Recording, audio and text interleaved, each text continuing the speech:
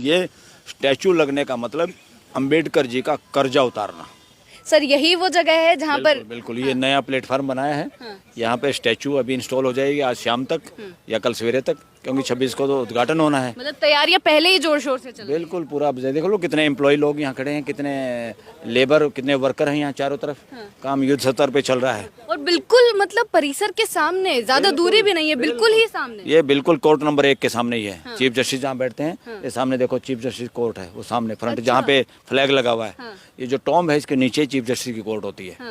ये 1 number court होती है, इसके दाएं बाएं 2 3 4 5 कोर्ट सामने है फ्रंट पे सुप्रीम कोर्ट में। तो यहाँ पर ये जो एरिया है तो ये तो हाई सिक्योरिटी एरिया होगा अंदर। यह हाई सिक्योरिटी, इस ग्रिल के बाद आप कोई भी आदमी नहीं जा सकता बिना पास के और सिक्योरिटी चेकअप के। बाहर तो सिक्योरिटी चेकअप तो बाहर भी होती है, मगर यहाँ पास की भी जरूरत होती है। ओनली पास होल्डर कैन तो एंटर। इतनी तैयारियां हो गई है कि परसों पूरा हो जाएंगी ना चीजें, जिस प्रकार से जितनी स्पीड से चल रहा है काम। बिल्कुल स्टैचू वगैरह सब आ गई है, अब इस पे इंस्टॉल करना है। तो ये जो पूरा पार्क यहाँ पर था, ये पूरा ही बाबा साहेब अम्बेडकर की मूर्ति के लिए तैयार किया जा रहा है। अब तो विरोध करने की हिम्मत नहीं किसी में। हाँ। विरोध करने वाले भी थक गए हैं। इसलिए थक गए हैं क्योंकि पक्ष में खड़े हुए लोग मजबूती से सामने आ गए हैं। अच्छा। उनके अंदर कॉन्फिडेंस आया है और उन्होंने समझा है भीमराव अंबेडकर जी के काम को, न केवल संविधान को बल्कि उनके लेखों को और उनकी जीवनियों को पढ़ा है और महसूस किया है कि इस आदमी के साथ अन्याय होगा अगर सुप्रीम कोर्ट में उनकी स्टैचू नहीं होगी। इसलिए भीमराव अंबेडकर की स्टैचू लगने से यहाँ पर न केवल उनका बल्कि पूरी संविधान सभा के प्रति ग्रेटिट्यूड है। नमस्कार, आप देख रहे थे जनता लाइव, मैं हूँ आपके साथ रवीना। यूँ तो देश भर में दिन प्रतिदिन कुछ न कुछ ऐसे कार्यक्रम होते रहते हैं, लेकिन कुछ ही घटनाएं या कार्यक्रम ऐसे होते हैं जो इस प्रकार की चीज़ें कर जाते हैं कि इतिहास के पन्नों में उनको लिखा जाता है। और आज हम सुप्रीम कोर्ट में मौजूद हैं और यहाँ भी एक ऐसी ही चीज़ 26 नवंबर को होने वाली है। संविधान दिवस के दिन ही मौके पर मेरे पीछे जो आप देख पा रहे हैं, उसी परिसर में, सुप्रीम कोर्ट के परिसर में बाबा साहेब अम्बेडकर की एक मूर्ति का अनावरण होने वाला है। और ये जो खबर है ये इतनी क्या गौरव करने वाली है कि हर एक जो भी नागरिक है भारत का, वो इसको एक न्याय की जीत की तरफ से देख सकता है कि आज़ादी के लगभग पूरे 75-76 साल बाद भारत की उच्चतम न्यायालय के परिसर में बाबा साहेब अम्बेडकर की मूर्ति का अनावरण होने जा रहा है। 2023 वर्ष की बात करें तो कुछ ऐसा ही सिलसिला शुरू से रहा है। अप्रैल में हैदराबाद में बाबा साहेब की मूर्ति का अनावरण होना और फिर यूएस में बाबा साहेब की मूर्ति का अनावरण होना। 2023 शुरुआत होते होते ऐसे हुआ और जब खत्म होने जा रहा है तो आखिर में भारत की सबसे उच्चतम न्यायालय के परिसर में उनकी मूर्ति का अनावरण हो जाना। इन सारी चीज़ों को समझने के लिए कि जितने साल हम आगे जाते जा रहे हैं, बाबा साहेब के अनुयायी और उनके विचारों पर चलने वाले लोग इतने बढ़ते जा रहे हैं, क्योंकि इस मूर्ति को लगाने के लिए भी जो यहाँ पर वकील हैं उन्होंने मांग की है और उसके बाद ही ये सारी चीज़ें हो पाई हैं। और इन्हीं चीज़ों को समझने के लिए हमारे साथ बलराज सिंह मलिक हैं। इनसे समझेंगे कि ये जो इतना ऐतिहासिक पल आज हो पा रहा है, 26 नवंबर को ये सारी चीज़ें जो होने वाली हैं, इसके पीछे कितने प्रयास करने पड़े हैं, क्या प्रयास रहे और कितना ही महत्वता बढ़ जाती है कि जब देश के नागरिक न्याय की मूर्ति के पास आएंगे तो वो साइड में बाबा साहेब अम्बेडकर को भी देखेंगे और कितनी चीज़ें समझ पाएंगे वो इन्हीं से समझते हैं। सर, सबसे पहले तो यही कि ये जो चीज़ होने वाली है, जो ऐतिहासिक पल है, कैसे यहाँ तक पहुँचा है आज, कितने प्रयास करने पड़े इसके पीछे? ये बहुत लोगों ने बहुत प्रयास किए और देर आए दुरुस्त आए। और हमारी भी एक एसोसिएशन है, सुप्रीम कोर्ट एडवोकेट एसोसिएशन, जिसने पहली बार उनके जन्मदिन पे, डॉक्टर अंबेडकर के जन्मदिन ईयू पे एक दिन पहले उनकी मेमोरी में एक लेक्चर और एक प्रोग्राम किया। वो पहली बार हुआ था, वो हम लोगों ने किया था। सुप्रीम कोर्ट में ही हुआ? सुप्रीम कोर्ट के प्रेमाइस में हुआ, अंदर हुआ। हमारा जो बार लॉन्ज है ग्राउंड फ्लोर पे, उसमें हुआ और जस्टिस गवई उसमें आए थे। और उसमें मांग रखी थी हमने ये कि जो आदमी कॉन्स्टिट्यूशन बनाने वाली ड्राफ्टिंग कमेटी के चेयरमैन थे या कॉन्स्टिट्यूशन बनाने वाले जितने भी लोग थे, उनका कम से कम एक प्रतिनिधि और मेन प्रतिनिधि जो थे, जो आर्किटेक्ट थे पूरे कॉन्स्टिट्यूशन के, उनका स्टैचू इस प्रेमाइस में ना होना ये सबको कचोटता है। हो सकता है कुछ लोग इसका अंदर खाने विरोध करते हैं, मगर आज समय वो आ गया, कोई भी मुखर विरोध करने में कामयाब नहीं हो पा रहा है।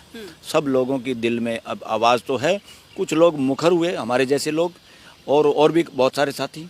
सबसे पहले दुष्यंत दवे प्रेसिडेंट जो हमारे बार एसोसिएशन के थे, उन्होंने सोचा कि भाई हमारे कहने से अभी स्टैचू तो नहीं लग पा रही, कम से कम क्या करें। उन्होंने SCBA सुप्रीम कोर्ट लाइब्रेरी में जब वो प्रेसिडेंट थे, उन्होंने एक पोर्ट्रेट लगाया था, आदमकद, बहुत बड़ा पोर्ट्रेट। तब उसको बहुत सेलिब्रेट किया था बार के मेजॉरिटी मेंबर्स ने। उसके बाद उन पे फ्लावर ट्रिब्यूट देने के लिए, पुष्पांजलि देने के लिए, इस तरह के एक पुष्पांजलि अर्जित करने के लिए आए मिस्टर चंद्रचूड़ चीफ जस्टिस और जस्टिस गवई, और भी लोग आए। तो ये उसके बाद ये घटना हुई।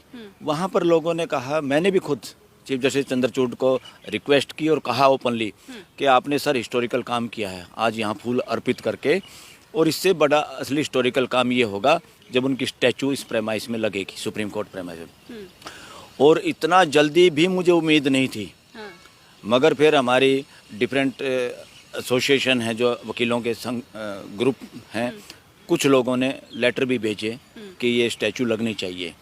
और ओपनली हमने बार रूम में जिस दिन बाबा साहब अम्बेडकर जी का जन्म पे हमने वो प्रोग्राम किया था उनकी याद में, और जन्मदिन मनाया था, तो उसमें ओपनली हमने बार के सामने डिमांड की थी कि उस आदमी की भी स्टैचू यहाँ नहीं है तो ये ठीक नहीं है और ये स्टैचू होनी चाहिए।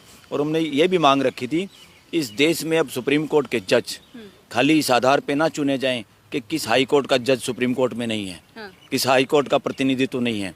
हमने ओपनली, मैंने पर्सनली ओपनली पूरी बार के सामने ये डिमांड की थी जस्टिस गवई को, सर आप कोलिजियम में भी आएंगे। कोलिजियम में वो लोग होते हैं 5 जज सीनियर जो जजों को चयनित करते हैं सुप्रीम कोर्ट में कौन जज आएगा नीचे से। मैंने कहा अब हाई कोर्ट को छोड़ो, अब वो लोग चिन्हित किए जाएं, चयनित किए जाएं, चुने जाएं सुप्रीम कोर्ट के लिए जो इस देश के अलग अलग समाज और वर्गों से आते हैं। अब ये नहीं चलेगा कि हाई कोर्ट से खाली है तो उस हाई कोर्ट का एक जज आ जाओ। अब वो ध्यान देना पड़ेगा वो किस समाज और किस वर्ग से आता है। इस देश की मेजॉरिटी समाज और वर्ग अभी वंचित है, सुप्रीम कोर्ट में नहीं आ रहा है, हाई कोर्टों में भी नहीं आ रहा है, इसलिए वो जूरिस्प्रूडेंस क्रिएट नहीं कर पा रहे और वो प्रीएम्बल के हिसाब से जस्टिस देने में कामयाब नहीं हो पा रहे। अदरवाइज तो पूरा लॉजिक वकीलों का भी और पूरा लॉजिक जजमेंट देते वक्त जजों का भी एक ही लॉजिक का आधार है, वो आधार है देश का प्रीएम्बल, कॉन्स्टिट्यूशन का संविधान। क्योंकि कॉन्स्टिट्यूशन का जो प्रीएम्बल है वो लक्ष्य है हमारे देश का कि हमने अपने देश के पूरे 140 करोड़ लोगों के लिए कौन सा लक्ष्य हासिल करना है, उस लक्ष्य के आधार पे फैसले देने हैं, उस लक्ष्य के आधार पे वकीलों को आर्गूमेंट करने हैं। उसके बाहर आर्गूमेंट करना या उसके बाहर जाके जजमेंट देना वो यूजलेस हैं, बल्कि देश को पीछे ले जाने वाली हैं। उसको ध्यान में रखना होगा। ये सारी बातें हमने वो कही और कि जजों को भी समाज के अलग अलग वर्गों से, बहुत सारे वर्ग समाज के मेजॉरिटी में हैं, काफ़ी संख्या में, आज तक उनका कोई प्रतिनिधि ना हाई कोर्ट में ना सुप्रीम कोर्ट में। और हमने ये भी कहा था कि हाई कोर्टों में भी जज बनाने के लिए जो डायरेक्ट वकीलों से बनाते हैं, नीचे की अदालतों में पेपर एग्जाम होता है या डायरेक्ट कुछ भर्तियाँ होती हैं, यहाँ पर हाई कोर्ट और सुप्रीम कोर्ट में डायरेक्ट आते हैं, कोई एग्ज़ाम तो होता नहीं।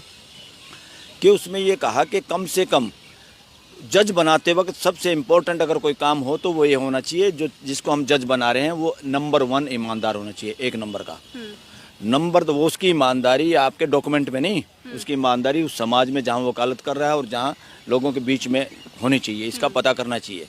IB या जो इंटेलिजेंस रिपोर्ट है या जो प्रक्रिया है चुनने की। दूसरे नंबर पे ये होना चाहिए वो मेल मिलाप वाला आदमी होना चाहिए, जिसको समाज के लोग जिसको अच्छा मानते हैं, जिससे वो लोगों से मिलने वाला हो, वो लोग उससे मिलने वाले हों, वो एकांकी ना हो कि अपने ही घमंड में वो होता रहे, जो लोगों से बात ही ना करे। ऐसा आदमी तो घर का भी नहीं, ना घर का ना घाट का। कि 2 मेन चीज़ें हैं, वो चीज़ें इग्नोर हो रही हैं देश में जज बनाने में। क्योंकि जज बनाने में हाई कोर्ट के भी में पर्टिकुलर वो है कि इतनी वो इनकम टैक्स रिटर्न होनी चाहिए। इतनी इनकम टैक्स रिटर्न किसकी होगी?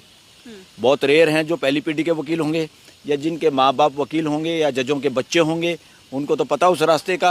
वो ATR झूठी हो सच्ची हो, कैसे जुगाड़ बना के वो ATR बना लेंगे। जो आम वकील हैं, ईमानदार वकील हैं, जो जनता के ही केस लड़ते हैं, जिनके माँ बाप या जुगाड़ पॉलिटिक्स में नहीं है, इसलिए वो सरकारों के वकील नहीं बन पाते, पैनलों पे नहीं आ पाते, तो उनकी ITR भी वो उस लेवल तक नहीं पहुंचती, और नहीं पहुंचती तो उनको वकील ही नहीं मान रहे, उनको जज नहीं बना रहे।